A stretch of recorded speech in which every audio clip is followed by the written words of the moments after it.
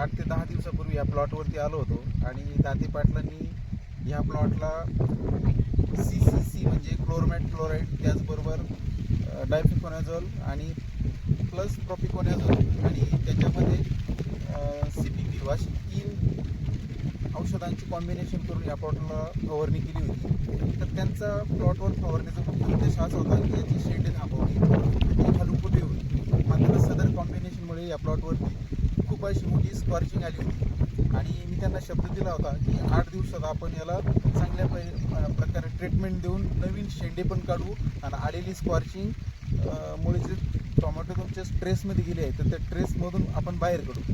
तर आपण त्यांनाच विचारू की आज प्लॉट किती टक्के आणि कसा झाला.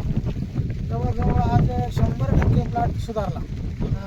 कृष्णा अर्जुन यांनी एक शिवीड दिलं होतं मला 2 प्रकारचे, ते फवारले आणि त्यांनी सांगितलं होतं 8 ते 10 दिवसात तुमचा प्लॉट 100% सुधारेल.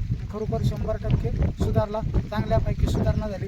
फुटवे वगैरे चांगले आणि वरचा शेंडा पण एकदम काळू कुरे, रफमध्ये पाणी, कुठलाच काही आता फॉर्च्यूनचा याचा त्याचा काही ट्रेसमध्ये राहिला नाही प्लॉट. तर मित्रांनो बघा, त्यांना मी फक्त सीवीडचं नाव सांगायला लावलं होतं आणि आपला पहिल्यापासून हाच मुख्य उद्देश आहे की कुठल्याही कंपनीच्या सीवीडचा अथवा कुठल्याही औषधाची जाहिरात न करता वेगवेगळ्या प्रकारचे कॉम्बिनेशन ही सायंटिफिक पद्धतीने कॉम्बिनेशन देऊन आणि एकच प्लॉटवरती रिझल्ट देणं हा आपला मुख्य उद्देश आहे.